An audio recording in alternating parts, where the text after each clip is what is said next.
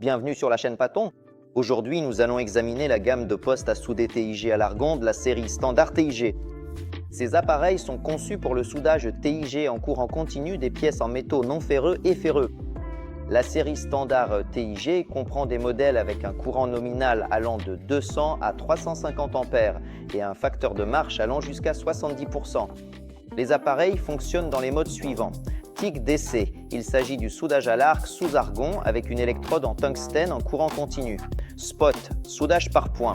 MMADC, il s'agit du soudage à l'arc manuel avec des électrodes enrobées d'un diamètre allant de 1,6 à 6 mm selon le modèle. MIG-MAG, il s'agit du soudage semi-automatique utilisant du fil. Pour travailler dans ce mode, il est nécessaire d'utiliser une unité d'alimentation en fil externe. Le mode Clean permet de nettoyer l'acier inoxydable en éliminant efficacement les traces de décoloration après le soudage. Pour travailler dans ce mode, il faut utiliser une brosse spéciale et un liquide de pacification pour acier fortement allié. Les modèles standard TIG 200 et standard TIG 250 fonctionnent sur un réseau monophasé de 230 volts, tandis que les standards TIG 270 et standard TIG 350 fonctionnent sur un réseau triphasé de 400 volts. Le boîtier métallique des appareils offre un degré de protection élevé, à savoir IP33, ce qui garantit une protection contre les particules solides de plus de 2,5 dixièmes de millimètre et contre les gouttes d'eau tombant sous un angle allant jusqu'à 60 degrés. Voyons les différentes configurations. Le modèle standard TIG 200 est disponible en 3 versions.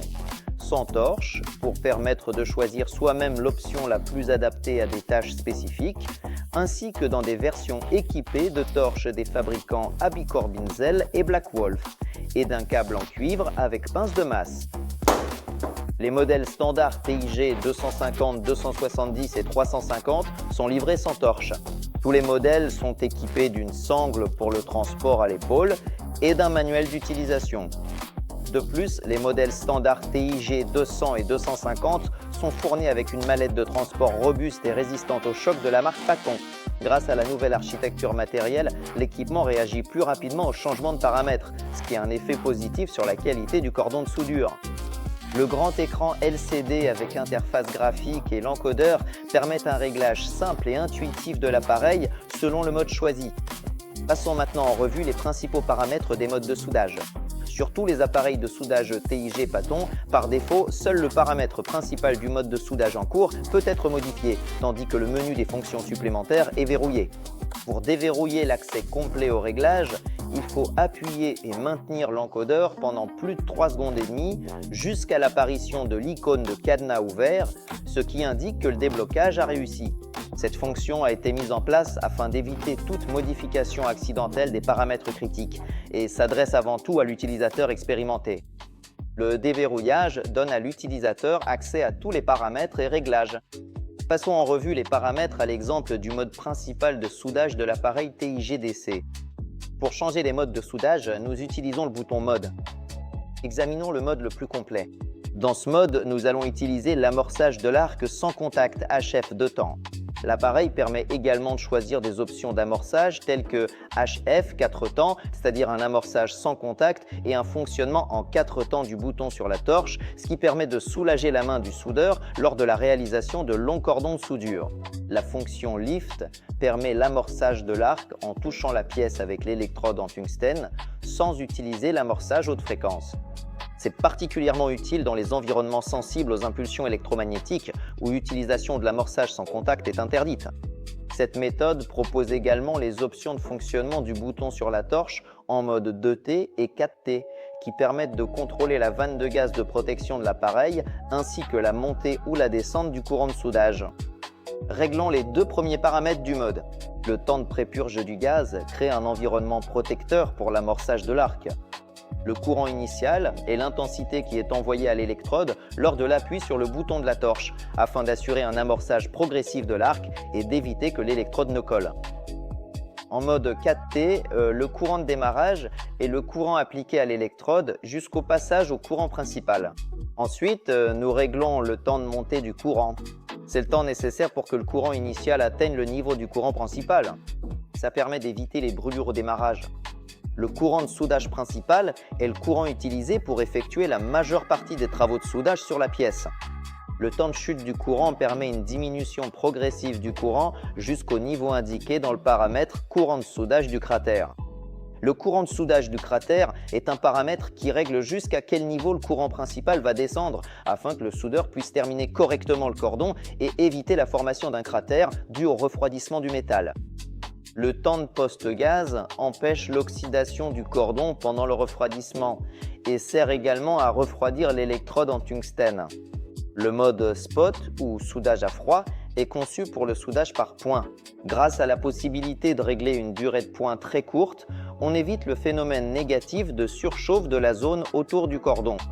Lors de l'activation, cette fonction se règle à l'aide de 3 paramètres supplémentaires: le courant du point, la durée du point de 0,01 à 25 secondes et la durée de la pause de 0 à 5 secondes. La fonction Pulse réduit la zone d'influence thermique, ce qui la rend adaptée au soudage de pièces à parois fines car elle diminue la déformation du métal. Une fois activée, la fonction est configurée avec 3 paramètres supplémentaires: courant de pause, fréquence d'impulsion de 0,2 à 500 Hz et équilibre impulsion-pause de 4 à 80%. Mode MAMA.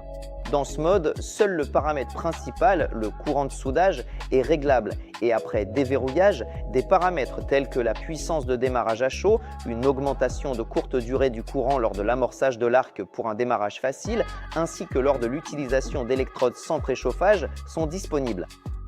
La durée du démarrage à chaud détermine combien de temps le courant augmenté sera appliqué lors de l'amorçage de l'arc. La puissance de l'arc force contrôle à quel point le courant augmente lors d'un court-circuit momentané afin que l'électrode ne colle pas à la pièce. Le seuil de l'arc force est un paramètre qui définit le niveau de tension auquel l'arc force s'active. Il permet de régler la sensibilité de l'appareil face au court-circuit pendant le soudage afin d'obtenir un arc stable sans collage de l'électrode, quel que soit le type de revêtement. La caractéristique volt-ampère permet d'adapter le comportement de l'arc à différents types d'électrodes. 1,4 est recommandé pour les électrodes rutiles comme l'anneau 20 et 1 ou la MP3. C'est la valeur par défaut car elle correspond au type d'électrodes les plus courants.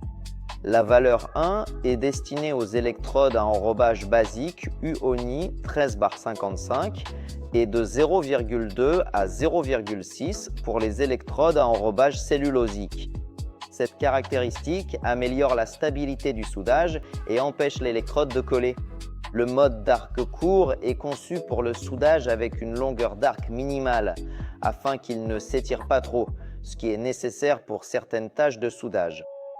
Le bloc de réduction de la tension à vide, ou VRD, abaisse la tension à vide de l'appareil à un niveau sûr de 12 volts. C'est particulièrement pertinent lors du travail dans des conditions sensibles à la présence de tension électrique. Par exemple, une humidité élevée dans la pièce, des travaux en hauteur sur des structures métalliques, etc. Le mode pulsé facilite le contrôle du processus de soudage dans des positions spatiales complexes. Chaque mode de soudage permet de sauvegarder jusqu'à 16 configurations de réglage individuelles, ce qui est pratique lorsque les tâches ou les matériaux changent régulièrement.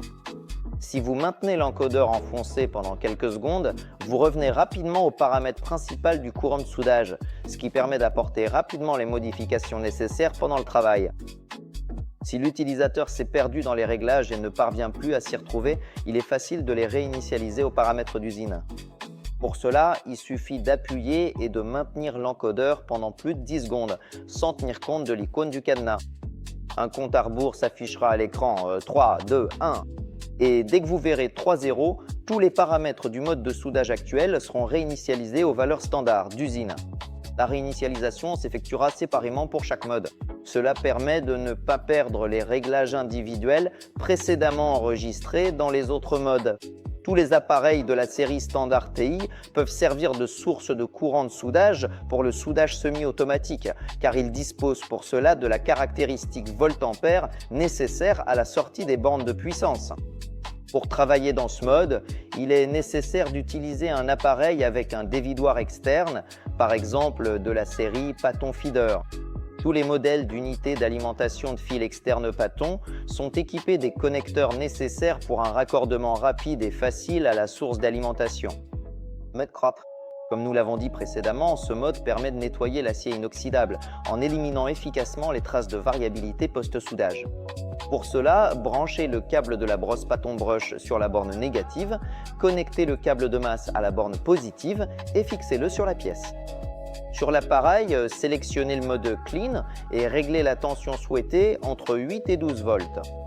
Ensuite, versez une petite quantité de liquide spécial dans un récipient, plongez la brosse dans le liquide et passez-la sur la soudure pour nettoyer. Après traitement, il est impératif de rincer les résidus d'électrolyte à l'eau claire, puis d'essuyer la zone avec un chiffon doux jusqu'à ce qu'elle soit bien sèche. Au final, la soudure devient propre, claire et brillante. Les appareils de la série standard TIG sont idéaux pour une utilisation dans les garages automobiles, les ateliers privés et les sites de production, partout où un soudage fiable des métaux non ferreux et de toutes les nuances d'acier par la méthode de soudage TIG à l'argon est nécessaire.